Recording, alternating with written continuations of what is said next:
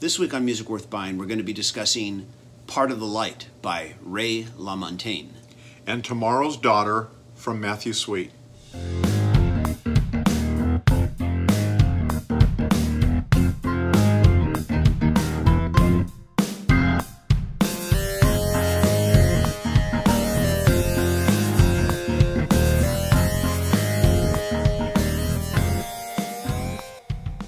Hey everybody, this is TJR. And this is Robert Kinsler. And it's another episode of Music Worth Buying. And we're going to each discuss an album that we've discovered that we want to share with each other and want to share with you, and hope that you will add something new to your musical life. And I'm going to start off today. Sounds good. With an album entitled Part of the Light by Ray Lamontagne. Now this is his 7th studio album. I was first exposed to Ray Lamontagne with his last album, which was entitled Ouroboros. I was not the only music critic out there who noticed the similarity to Pink Floyd with that last album. I described that album as that lost Pink Floyd album that you once heard in a dream. Now, on this album, I would say that some of that Pink Floyd influence continues. But unlike Ouroboros, which was a concept album, wherein the entire album is one long listening experience, like, you know, Wish You Were Here. On Part of the Light, each song is its own self-contained entity, but if you close your eyes, you might be able to convince yourself that it is a concept album. I don't think it's going to be very hard to do that. This album definitely continues the whole Pink Floyd trip from the last album, but there is a stronger emphasis on Americana and folk. And in fact, I sometimes refer to this album as space folk. And to prove that now, I'm going to play a track called Paperman. We'll check this out. I won't live like a paper man. Step into line, join at the hand.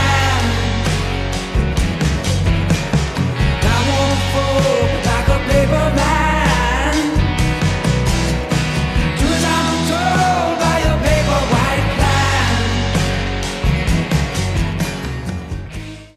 You know, that's a great song, and when I hear it, it's like it has kind of the soundscape and kind of the chordal structure of something Pink Floyd would do, but it has the kind of the vocals of Crosby, Stills and Nash. Yeah, and it's really a neat kind of blend of those two sounds. I like that description. Yeah. I hadn't thought of it, but I like that description. Yeah. It's great.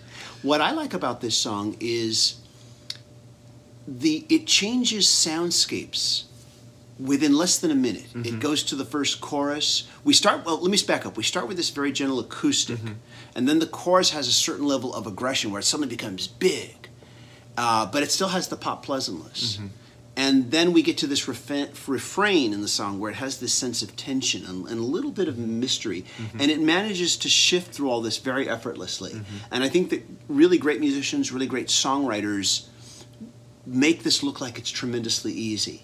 But I think it's really very hard to shift like that and yet make it seem seamless and natural, organic in this way. And he does a lot of that on this album. This is mostly an expansive, ethereal, acoustic sounding album, but there are times when he gets more aggressive. There's a track called As Black as Blood is Blue that we won't be playing where he does. On the second track though, we're going to hear another one where he does get more aggressive. However, before I do that, let's talk a little bit about packaging.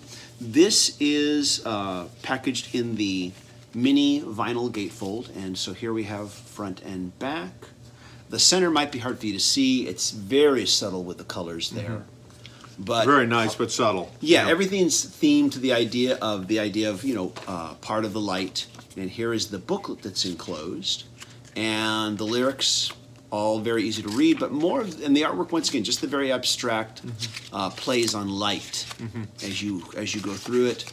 This album to me is extremely, I think, optimized when you listen to it on headphones, like you would a Pink Floyd album. Listen to it on headphones and have the lyrics in front of you and read those along and just look at the light shapes as you're reading it and as you're listening to the album.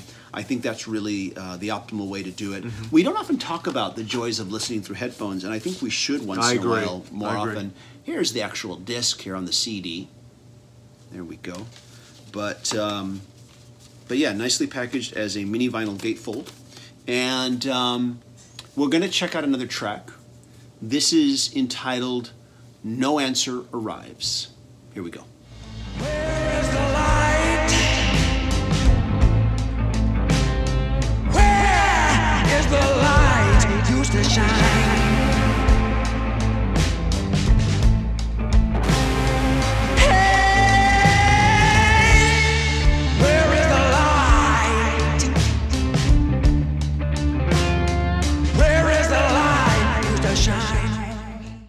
You know, this song is obviously heavier, and actually it bears more, I think, you don't think as much necessarily as Pink Floyd as maybe like John Lee Hooker, whose name I have on my shirt here. But it's funny, it immediately kind of conjures up for me, kind of like these two albums that Ben Harper and Charlie Musselwhite have done together, kind of like a rootsy, bluesy kind of, but a real, you know, modern day, you know, power. You know, they've tried to bring blues into the 21st century without losing what made the blues so special in the beginning of the last century.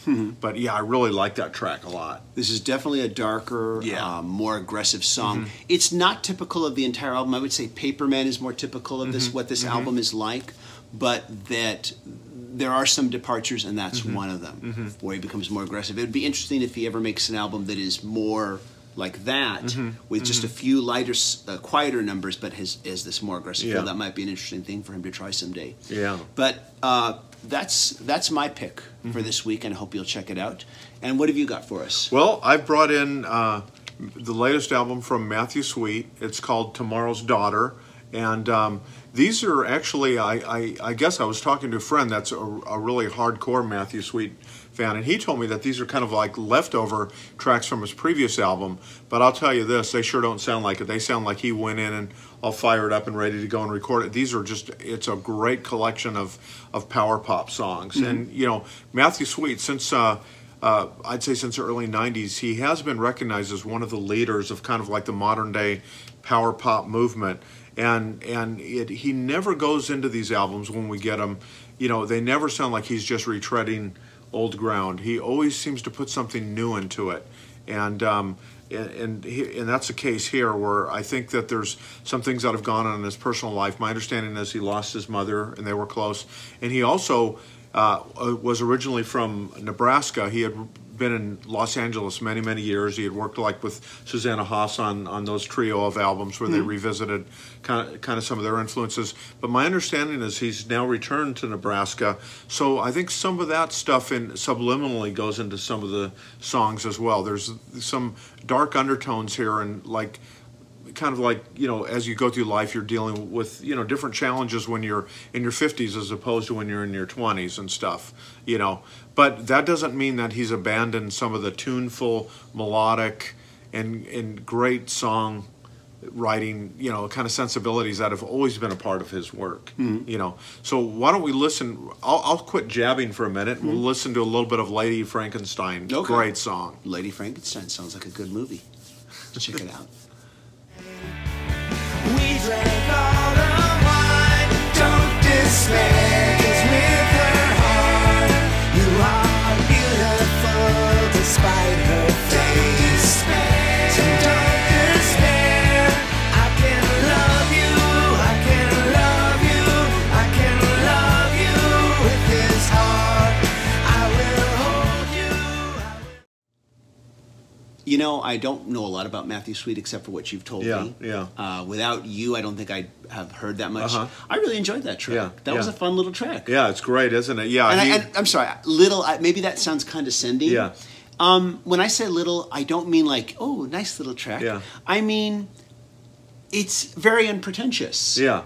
Yeah, exactly. It's just kind of like, hey, this is what it is. Yeah. It's not. Yeah, it's fun, and I'll tell you what, the melody. I mean, his vocal performance is great, but it just is a great song.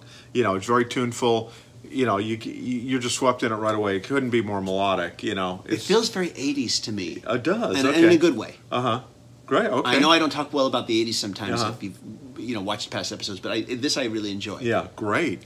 And you know what I'll say about this album is that or with many of his records, it's like I think the song is the key thing there. Like he goes into it. He's just a master at constructing a great 3 or 4 minute pop song. I mean, he has a voice that's ideally suited for delivering those, and he works with a group of musicians, many of whom that we've seen him work with before in the past, that are here, and they just really know how to kind of to make these songs as great as they can be, and they are great. They really explode. I think when you out of the speaker when you hear them. So with this album, and we have to say it comes in a digipack right here, but you can see he kind of the theme. Just love this cover. It's kind of we're getting some reflection. There we go. You can see it a little bit better, but it's just really cool. I was gonna say when you first held this up like this, and I'm like, is he holding it sideways? But you're not. This is exactly how it's supposed to be. How it's supposed to be seen. But there's such a temptation to hold it like this. And then when you fold it out, you see the full body there. It's great. It's beautiful. Yeah, it's a really neat cover. There's no lyrics or anything like that. But when Matthew Sweet sings, it's very easy to hear all his lyrics too. So you're not going to be saying, "What's he singing there? I mean, he very much articulates in song very well. And I'll tell you before we go to the next song that among the musicians that he has on here is Debbie Peterson from the Bengals, and she didn't play drums on that first one. That was his longtime touring drummer, I believe, and hopefully I don't butcher his name there. It's Rick Mank, and I've seen him perform with Matthew Sweet, great drummer. But I noticed that Debbie Peterson is featured on a few of the cuts here. Cool. Which is kind of neat that because I know we've talked previously that he has worked with Susanna Hoffs and the Bengals. Well, here he's working with the Bengals drummer, which is kind of neat. Excellent. I thought what we'd do for the next song, and this one's a little bit more muscular, and this song, I would describe it kind of as a garage rocker, and it's called "Out of My Misery." Let's listen to a little of that, and then we'll talk about that one a little bit. Okay, cool. Yesterday I said tomorrow. What was I thinking? This is way too soon to see improvement. But is it ever gonna come out of the blue into the dark where I take you? I enjoyed that track too. Right. A bit of a Neil Young influence. Uh-huh. I probably liked Lady Frankenstein more. I probably reacted. I know I reacted stronger to that one than this one. But for a first listen, pretty good. Yeah. And second listen, I might react even a little bit stronger. I think it would definitely grow on you. I mean, great songs. And when I ran my original review of this in print, I said, "Oh yeah, there's 3 guitarists on it." Actually, I was wrong. In working on the show today, I realized there's actually, because Matthew Sweet also covers bass on much of this album, and he plays bass on this track, but it's him on rhythm guitar, and then there's 3 other guitarists on it, so it has a really muscular guitar sound this time around, even more than, in all of his stuff. I think this is not what I would say is sugary power pop. This is definitely rock and roll, but with a very tuneful approach to it, and not as hard as the Smithereens, but maybe just a little bit below that, but just great songs. I mean, I just love this album, and it's so great. I'm always excited when I get another album from Matthew Sweet, on my radar. Definitely hear what you're saying about the Smithereens, whom I'm more familiar with. Yeah, right. Who would you say preceded whom, Smithereens or? Well, so I think Smithereens have been around, I want to say, since like 79 or 80. Okay. Yeah, so I'd say that they preceded Matthew Sweet because I know he exploded on the scene, I think, with Girlfriend back in 1990. Okay. So the Smithereens, I think, had their first big splash in like 86 or so. Okay, all right. So we've got quite a few years difference. Sometimes it can be difficult because a lot of these artists can be coming up at the same time, but one hits bigger sooner. Right, exactly. But when in actuality, they probably were during the more struggling years around at the same time. But I'd say both of them, both artists, the Smithereens are a band with Pat DiNizio, the principal songwriter, and Matthew Sweet. They've done so much, I think, to help keep this music alive. I mean, I also credit the Gin Blossoms. I think they were a large part of the equation as well. But there's always been these power pop has a huge underground presence, but it's very hard for those bands to really make a big national splash.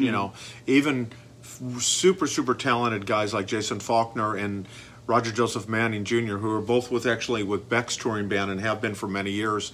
Their solo albums have been criminally neglected for the most part. At least with Matthew Sweet, he has a little bit larger of a presence, I would say, where like he's going to at least get some reviews like in USA Today and some of the high-profile print outlets and online outlets. But I would sure wish he would have another explosion like he did. Here, let's hold the whole thing up like here, make sure I have it all. Definitely. I would sure wish he had a big explosion again with this album, because a song like Lady Frankenstein especially, I mean, you could hear that on the radio or on MTV2 if they had a video, and people were going to react to it. It's just a great song. Cool. You know. Cool. Well, thank you for bringing that in. You're doing your part to I'm give doing my this I'm doing my genre bit. more exposure. I definitely am. And I guess that about wraps it up. Have you heard these albums? Oh, and Yeah, let me hold it up. Yours, yeah. Have any of you heard these albums? What are your thoughts? Do you agree with us with our recommendations? Are you interested in checking these albums out now that you've heard some samples?